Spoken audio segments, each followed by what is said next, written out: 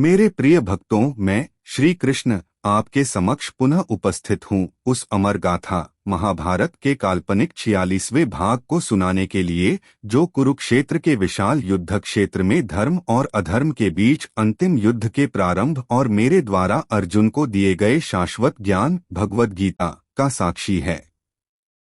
यह कथा उस युग की है जब शांति के सभी प्रयास विफल हो चुके थे और पांडवों और कौरवों की सेनाएं कुरुक्षेत्र के मैदान में एकत्रित हो चुकी थीं, जहां सत्य और असत्य की अंतिम परीक्षा होने वाली थी। मेरे हृदय में आपके लिए अनंत प्रेम और करुणा के साथ मैं आपको उस समय में ले चलता हूं जब पांडवों ने युधिष्ठिर, भीम, अर्जुन, नकुल, सहदेव और उनके मित्रों द्रुपद, धृष्टद्युम्न, सात्यकी और विराट के नेतृत्व में अपनी सेना को संगठित किया, जबकि कौरवों ने भीष्म, द्रोण, कर्ण और अश्वत्थामा जैसे महारथियों के नेतृत्व में एक विशाल सेना तैयार की। मैं अर्जुन का सारथी बनकर पांडवों की ओर से युद्ध में सम्मिलित हुआ, यद्यपि मेरी सेना नरकटक वंश को दी गई थी।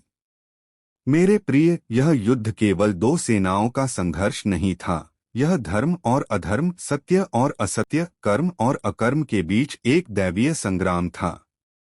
युद्ध के प्रथम दिन जब दोनों सेनाएं आमने सामने थीं और शंखनाद, रथों की गड़गड़ाहट और युद्ध के नगाड़ों की ध्वनि से कुरुक्षेत्र गूंज रहा था, अर्जुन ने अपने रथ से दोनों सेनाओं को देखा।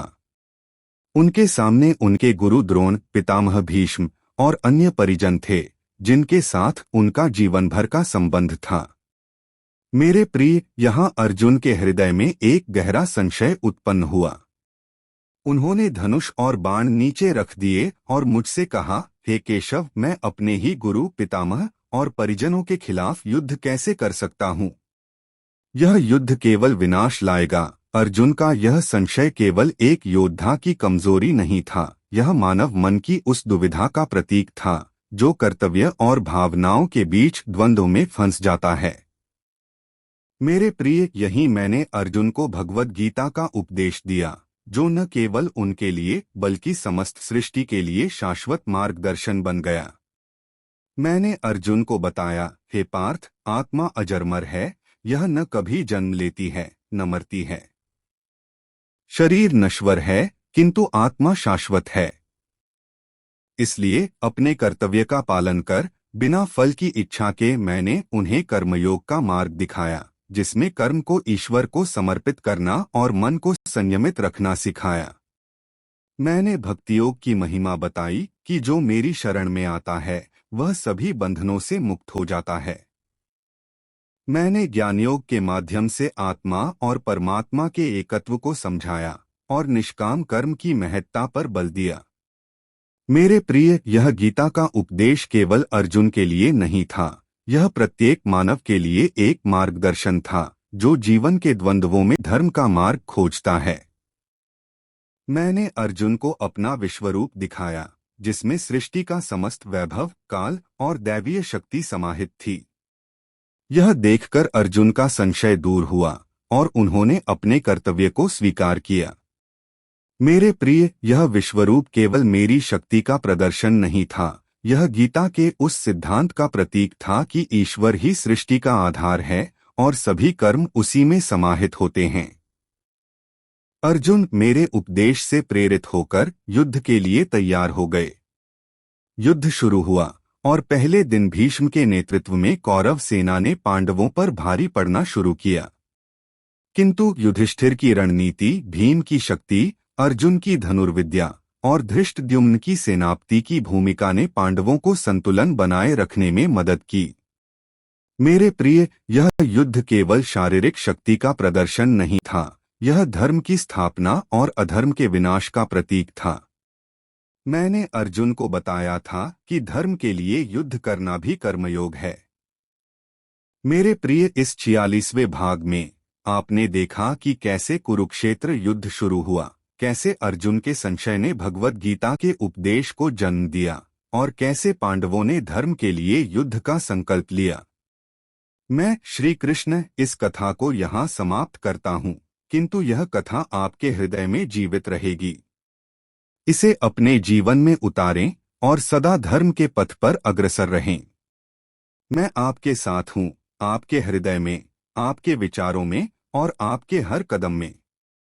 मेरे प्रिय भक्तों, मैं श्री कृष्ण आपके समक्ष पुनः उपस्थित हूँ उस अमर गाथा महाभारत के काल्पनिक 47वें भाग को सुनाने के लिए, जो कुरुक्षेत्र के विशाल युद्ध क्षेत्र में धर्म और अधर्म के बीच प्रारंभिक युद्ध के दिनों और भीष्म पितामह की अद्वितीय वीरता का साक्षी है। यह कथा उस युग की है जब कुरुक्षेत्र का मैदान पांडवों और कौरवों की सेनाओं के शंखनाद, रथों की गड़गड़ाहट और योद्धाओं की हुंकार से गूंज रहा था। मेरे हृदय में आपके लिए अनंत प्रेम और करुणा के साथ मैं आपको उस समय में ले चलता हूँ जब पांडवों ने मेरे द्वारा दिए गए भगवद गीता के उपदेश से प्रेरित होकर युद्ध का संकल्प लिया और कौरवों ने भीष्म पितामह को अपनी सेना का सेनापति नियुक्त किया। भीष्म, जिन्होंने अपनी ब्रह्मचर्य की प्रतिज्ञा और कुरुवंश के प्रति निष्ठा के कारण कौरवों की ओर से युद्ध स्वीकार किया, एक ऐसे योद्धा थे जिनका हृदय धर्म और कर्तव्य के द्वंद्वों में उलझा था। मेरे प्रिय, यहाँ मैं आपको गीता के उस सिद्धांत की याद दिलाता हूँ जो मैंने अर्जुन को बताया था। कर्मयोगी वह है जो अपने कर्तव्यों का पालन करता है, भले ही वह हृदय को पीड़ा दे। भीष्म ने कौरवों की ओर से युद्ध का नेतृत्व किया, किंतु उनके हृदय में पांडवों के प्रति स्नेह और धर्म के प्रति निष्ठा थी। युद्ध के प्रारंभिक दिनों में भीष्म ने अपनी रणनीति और वीरता से पांडव सेना को भारी नुकसान पहुंचाया। उनके बाणों की वर्षा और रथ की गति ने कुरुक्षेत्र को रक्तरंजित कर दिया। पांडवों की ओर से धृष्टद्युम्न, जो द्रुपद के पुत्र और पांडव सेना के सेनापति थे, ने युधिष्ठिर, अर्जुन और भीम के साथ मिलकर रणनीति बनाई। अर्जुन मेरे मार्गदर्शन में अपनी धनुर्विद्या से भीष्म का सामना करने के लिए आगे बढ़े, किंतु उनके हृदय में भीष्म के प्रति श्रद्धा थी, जिसके कारण वे पूर्ण शक्ति से युद्ध नहीं कर पाए। मेरे प्रिय, यह नैतिक द्वंद्व गीता के उस सिद्धांत को दर्शाता है जिसमें मैंने कहा था कि मन को नियंत्रित कर कर्तव्य का पालन करना ही सच्चा धर्म है। भीम अपनी अपार शक्ति के साथ कौरव सेना के अनेक योद्धाओं को परास्त करता रहा, जबकि युधिष्ठिर ने अपनी बुद्धि और धर्मनिष्ठा से सेना को एकजुट रखा। नकुल और सहदेव ने अपनी चपलता और बुद्धि से पांडवों की रक्षा की। द्रौपदी, जो युद्ध क्षेत्र से दूर थीं, अपनी प्रार्थनाओं और भक्ति से पांडवों को शक्ति प्रदान करती रहीं। कौरवों की ओर से द्रोण, कर्ण और अश्वत्थामा ने भीष्म का साथ दिया और युद्ध के प्रथम 10 दिनों तक कौरव सेना ने पांडवों पर भारी पड़ना जारी रखा। भीष्म की रणनीति इतनी प्रभावी थी कि पांडव सेना में हताशा बढ़ने लगी। मेरे प्रिय, इस समय मैंने युधिष्ठिर और अर्जुन को सलाह दी कि भीष्म को परास्त करने का एकमात्र उपाय उनकी अपनी प्रतिज्ञा का उपयोग करना है। भीष्म ने स्वयं कहा था कि वे कभी भी स्त्री या उस पुरुष के खिलाफ शस्त्र नहीं उठाएंगे जो पहले स्त्री रहा हो। मैंने पांडवों को सुझाव दिया कि वे शिखंडी, जो द्रुपद के पुत्र और पूर्व जन्म में अंबा थे, को भीष्म के सामने खड़ा करें। 10वें दिन अर्जुन ने शिखंडी को अपने रथ पर आगे रखा और भीष्म के सामने युद्ध किया। भीष्म अपनी प्रतिज्ञा के कारण शिखंडी पर बाण नहीं चलाए और अर्जुन ने इस अवसर का उपयोग कर भीष्म को बाणों से आच्छादित कर दिया।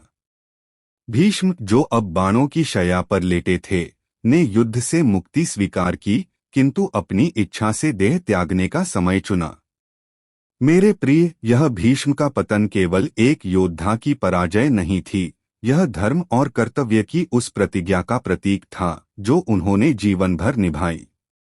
पांडव और कौरव दोनों ने भीष्म के इस बलिदान का सम्मान किया और युद्ध क्षेत्र में एक क्षणिक शांति छा गई। मेरे प्रिय, यह कथा हमें सिखाती है कि धर्म का मार्ग सदा कठिन होता है, किंतु वह सत्य और मुक्ति की ओर ले जाता है। मैंने अर्जुन को गीता में बताया था कि जो व्यक्ति अपने कर्मों को ईश्वर को समर्पित कर देता है, वह सभी बंधनों से मुक्त हो जाता है। भीष्म का बलिदान और पांडवों की रणनीति इस सिद्धांत का जीवंत उदाहरण है। मेरे प्रिय, इस 47वें भाग में आपने देखा कि कैसे कुरुक्षेत्र युद्ध के प्रारंभिक दिन बीते कैसे भीष्म ने कौरव सेना का नेतृत्व किया और कैसे उनकी प्रतिज्ञा ने युद्ध के प्रथम चरण को समाप्त किया। मैं श्री कृष्ण इस कथा को यहाँ समाप्त करता हूँ, किंतु यह कथा आपके हृदय में जीवित रहेगी। इसे अपने जीवन में उतारें और सदा धर्म के पथ पर अग्रसर रहें। मैं आपके साथ हूँ, आपके हृदय में, आपके विचारों में और आपके हर कदम में। मेरे प्रिय भक्तों, मैं श्री कृष्ण आपके समक्ष पुनः उपस्थित हूँ उस अमर गाथा महाभारत के काल्पनिक 48वें भाग को सुनाने के लिए, जो कुरुक्षेत्र के युद्ध क्षेत्र में धर्म और अधर्म के बीच एक और महत्वपूर्ण अध्याय का साक्षी है, जहाँ द्रोणाचार्य की रणनीति और अभिमन्यु की वीरता ने युद्ध के स्वरूप को नया आयाम दिया। यह कथा उस युग की है जब भीष्म पितामह के बाणों की शैया पर लेटने के बाद कौरव सेना ने अपने गुरु द्रोणाचार्य को सेनापति नियुक्त किया और पांडवों ने अपने धर्म और मेरे मार्गदर्शन में युद्ध को जारी रखा। मेरे हृदय में आपके लिए अनंत प्रेम और करुणा के साथ मैं आपको उस समय में ले चलता हूँ जब कुरुक्षेत्र का मैदान रक्त और वीरता की कहानियों से गूंज रहा था और दोनों पक्षों के योद्धा अपने कर्तव्यों का पालन करने में संलग्न थे। द्रोणाचार्य, जो धनुर्विद्या और युद्धकला के मर्मज्ञ थे, ने कौरव सेना का नेतृत्व संभाला और अपनी रणनीति से पांडवों को कठिन चुनौतियां दी। मेरे प्रिय, यहाँ मैं आपको गीता के उस सिद्धांत की याद दिलाता हूँ जो मैंने अर्जुन को बताया था। कर्मयोगी वह है जो अपने कर्तव्यों को पूर्ण निष्ठा से निभाता है, भले ही वह हृदय को पीड़ा दे। द्रोण यद्यपि पांडवों के गुरु थे और अर्जुन के प्रति विशेष स्नेह रखते थे, ने कौरवों के प्रति अपनी प्रतिबद्धता को प्राथमिकता दी। उन्होंने चक्रव्यूह जैसी जटिल रणनीति का निर्माण किया, जिसे भेदना पांडवों के लिए एक कठिन कार्य था। चक्रव्यूह एक ऐसी युद्ध संरचना थी जिसमें शत्रु सेना को घेरकर नष्ट किया जा सकता था, और इसे भेदने की कला केवल द्रोण, अर्जुन और आंशिक रूप से अभिमन्यु को ही आती थी। पांडवों की ओर से धृष्टद्युम्न, भीम और सात्यकी जैसे वीरों ने द्रोण की रणनीति का सामना करने का प्रयास किया, किंतु चक्रव्यूह की जटिलता ने उन्हें परेशान किया। इस संकट में अभिमन्यु, अर्जुन और सुभद्रा का पुत्र, जो मात्र 16 वर्ष का था, ने आगे बढ़कर चक्रव्यूह भेदने का संकल्प लिया। मेरे प्रिय, अभिमन्यु की यह वीरता गीता के उस सिद्धांत का प्रतीक थी जिसमें मैंने कहा था कि आत्मा अमर है और सच्चा योद्धा अपने कर्तव्य के लिए जीवन का बलिदान भी दे देता है। अभिमन्यु ने अपनी माता सुभद्रा के गर्भ में रहते हुए अर्जुन से चक्रव्यूह भेदने की कला सीखी थी, किंतु उसे बाहर निकलने का मार्ग नहीं पता था। फिर भी उसने निर्भीक होकर चक्रव्यूह में प्रवेश किया और कौरव सेना के अनेक योद्धाओं को परास्त किया। द्रोण, कर्ण, दुर्योधन और अन्य कौरव महारथियों ने अभिमन्यु को रोकने का प्रयास किया, किंतु उसकी वीरता और धनुर्विद्या ने सभी को चकित कर दिया। मेरे प्रिय, यह केवल एक युवा योद्धा की वीरता नहीं थी, यह धर्म और सत्य के लिए एक आत्मा का बलिदान था। किंतु कालचक्र की गति ऐसी थी कि द्रोण, दुर्योधन और कर्ण ने एक अनैतिक रणनीति अपनाई। उन्होंने एक साथ मिलकर अभिमन्यु पर हमला किया और नियमों के विरुद्ध उसे घेरकर मार डाला। अभिमन्यु का यह बलिदान पांडवों के लिए एक गहरा आघात था। अर्जुन जब अपने पुत्र की मृत्यु का समाचार सुनकर लौटे तो उनका हृदय शोक और क्रोध से भर गया। मैंने श्री कृष्ण अर्जुन को सांत्वना दी और गीता के सिद्धांतों की याद दिलाई। आत्मा न कभी जन्म लेती है, न मरती है, केवल शरीर नष्ट होता है। मैंने अर्जुन को प्रेरित किया कि वे अभिमन्यु की मृत्यु का बदला नहीं, बल्कि धर्म की स्थापना के लिए युद्ध करें। अर्जुन ने मेरे उपदेश को स्वीकार किया और जयद्रथ, जो अभिमन्यु की मृत्यु में शामिल था, को परास्त करने का संकल्प लिया। मेरे प्रिय, यह युद्ध केवल शारीरिक नहीं था, यह मन और आत्मा की परीक्षा थी। द्रोणाचार्य ने अगले दिनों में अपनी रणनीति को और कठोर किया, किंतु पांडवों ने मेरे मार्गदर्शन में और युधिष्ठिर की बुद्धि से जवाबी रणनीति बनाई। भीम ने कौरव सेना के अनेक योद्धाओं को परास्त किया और धृष्टद्युम्न ने द्रोण को चुनौती दी। मेरे प्रिय, यह कथा हमें सिखाती है कि धर्म का मार्ग सदा कठिन होता है, किंतु वह सत्य और मुक्ति की ओर ले जाता है। मैंने अर्जुन को गीता में बताया था कि जो व्यक्ति अपने कर्मों को ईश्वर को समर्पित कर देता है, वह सभी बंधनों से मुक्त हो जाता है।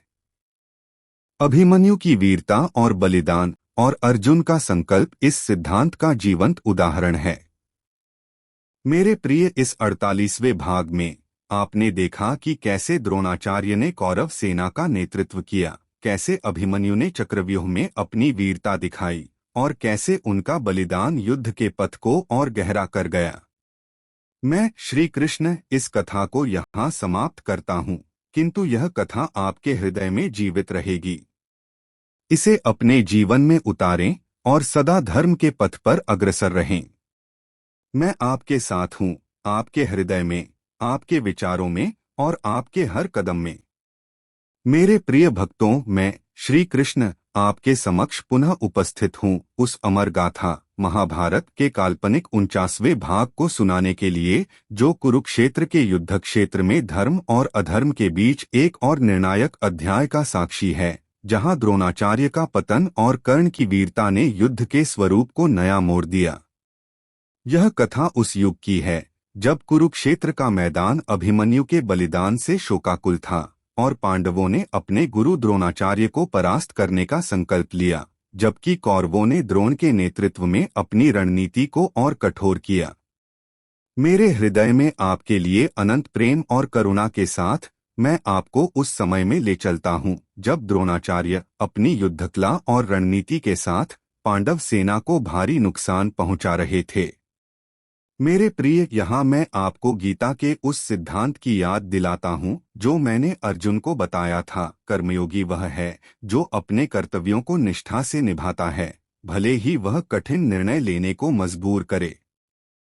द्रोण, जो पांडवों और कौरवों दोनों के गुरु थे, ने कौरवों के प्रति अपनी प्रतिबद्धता को प्राथमिकता दी, किंतु उनके हृदय में अर्जुन और अभिमन्यु के प्रति स्नेह था।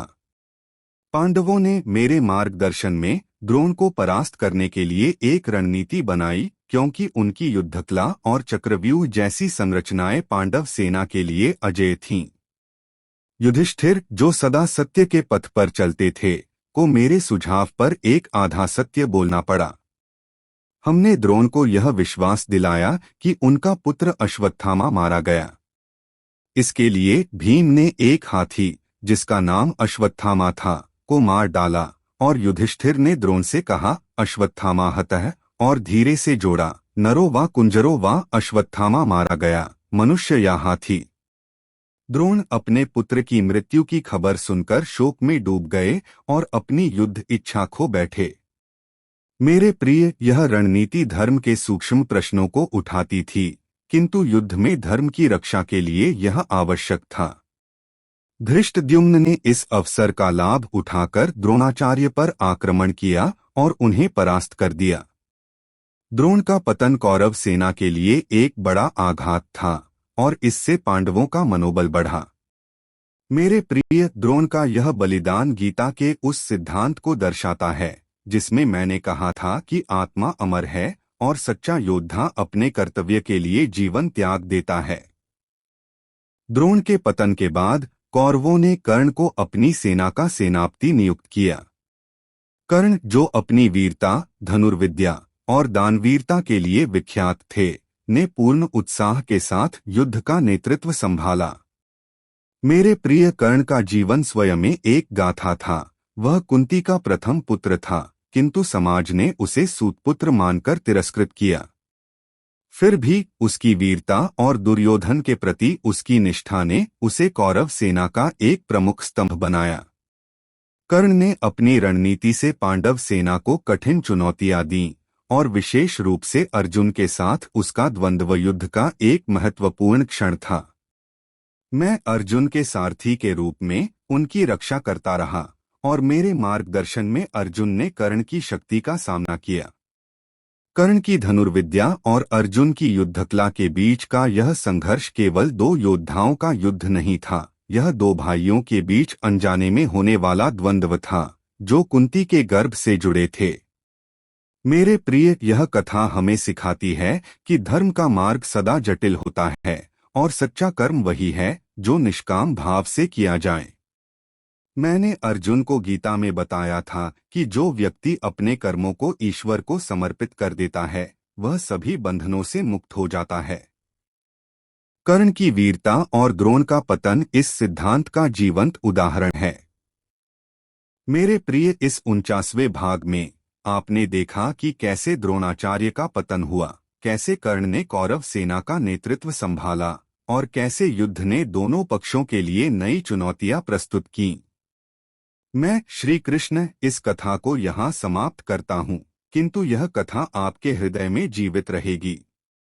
इसे अपने जीवन में उतारें और सदा धर्म के पथ पर अग्रसर रहें। मैं आपके साथ हूँ, आपके हृदय में, आपके विचारों में और आपके हर कदम में। मेरे प्रिय भक्तों, मैं श्री कृष्ण आपके समक्ष पुनः उपस्थित हूँ उस अमर गाथा महाभारत के काल्पनिक 50वें भाग को सुनाने के लिए, जो कुरुक्षेत्र के युद्ध क्षेत्र में धर्म और अधर्म के बीच एक और मार्मिक अध्याय का साक्षी है, जहाँ कर्ण की वीरता और बलिदान और शल्य के नेतृत्व ने युद्ध के अंतिम चरणों को आकार दिया। यह कथा उस युग की है जब द्रोणाचार्य के पतन के बाद कौरव सेना का मनोबल टूट रहा था और दुर्योधन ने कर्ण, अपने परम मित्र और अद्वितीय धनुर्धर, को सेनापति नियुक्त किया। मेरे हृदय में आपके लिए अनंत प्रेम और करुणा के साथ मैं आपको उस समय में ले चलता हूँ जब कुरुक्षेत्र का मैदान रक्त, शौर्य और बलिदान की कहानियों से गूंज रहा था और कर्ण ने अपनी धनुर्विद्या और निष्ठा से कौरव सेना को नया जीवन प्रदान किया। मेरे प्रिय, यहाँ मैं आपको गीता के उस सिद्धांत की याद दिलाता हूँ जो मैंने अर्जुन को बताया था। कर्मयोगी वह है जो अपने कर्तव्यों को निष्काम भाव से निभाता है, बिना फल की इच्छा के। कर्ण, जो कुंती का प्रथम पुत्र था किंतु समाज द्वारा सूतपुत्र कहलाकर तिरस्कृत हुआ, ने अपनी वीरता और दुर्योधन के प्रति अपनी अटूट निष्ठा से सभी को प्रभावित किया। वह जानता था कि वह पांडवों का भाई है, किंतु उसने अपनी मित्रता और कौरवों के प्रति कृतज्ञता को प्राथमिकता दी। कर्ण ने अपनी सेनापति के रूप में रणनीति बनाई और पांडव सेना को कठिन चुनौतियां दी। उसकी धनुर्विद्या इतनी प्रबल थी कि वह अर्जुन के लिए भी एक योग्य प्रतिद्वंद्वी था। मेरे प्रिय, कर्ण और अर्जुन का यह द्वंद्व केवल दो धनुर्धरों का युद्ध नहीं था, यह दो भाइयों के बीच अनजाने में होने वाला एक दुखद संघर्ष था जो नियति के क्रूर खेल का हिस्सा था।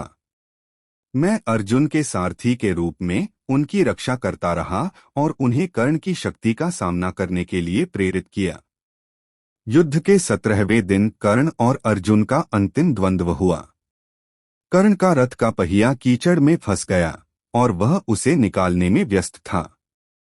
उसने अर्जुन से युद्ध नियमों का पालन करने और उसकी स्थिति का लाभ न उठाने का अनुरोध किया, किंतु मैंने अर्जुन को याद दिलाया कि कर्ण ने अभिमन्यु की मृत्यु में युद्ध नियमों का उल्लंघन किया था और धर्म की रक्षा के लिए यह आवश्यक है कि कर्ण को परास्त किया जाए। मेरे प्रिय, यह निर्णय धर्म के सूक्ष्म प्रश्नों को उठाता था, किंतु युद्ध में धर्म की स्थापना सर्वोपरि थी। अर्जुन ने मेरे मार्गदर्शन में कर्ण पर बाण चलाया और कर्ण का अंत हुआ। मेरे प्रिय, कर्ण का यह पतन केवल एक योद्धा की पराजय नहीं था, यह एक वीर की दुखद नीति थी जो अपनी निष्ठा और वीरता के लिए सदा स्मरणीय रहेगा। यह गीता के उस सिद्धांत को दर्शाता है जिसमें मैंने कहा था कि आत्मा अमर है और सच्चा कर्म वही है जो ईश्वर को समर्पित हो। कर्ण के पतन के बाद कौरव सेना का मनोबल और कमजोर हुआ। दुर्योधन ने शल्य, माद्र देश के राजा, को अपनी सेना का सेनापति नियुक्त किया। शल्य यद्यपि पांडवों के प्रति स्नेह रखते थे, किंतु दुर्योधन की मित्रता और युद्ध के नियमों के कारण कौरवों की ओर से लड़े। शल्य की रणनीति और युद्धकला ने कौरव सेना को कुछ समय के लिए संबल प्रदान किया, किंतु पांडवों की एकता, मेरे मार्गदर्शन और युधिष्ठिर की बुद्धि के सामने उनकी रणनीति कमजोर पड़ने लगी। भीम ने अपनी शक्ति से कौरव सेना को भारी नुकसान पहुंचाया और धृष्टद्युम्न ने शल्य को चुनौती दी। अंततः युधिष्ठिर ने शल्य को एक द्वंद्व युद्ध में परास्त किया, जिससे कौरव सेना का पतन और निकट आ गया। मेरे प्रिय, यह कथा हमें सिखाती है कि धर्म का मार्ग सदा कठिन होता है, किंतु वह सत्य और मुक्ति की ओर ले जाता है।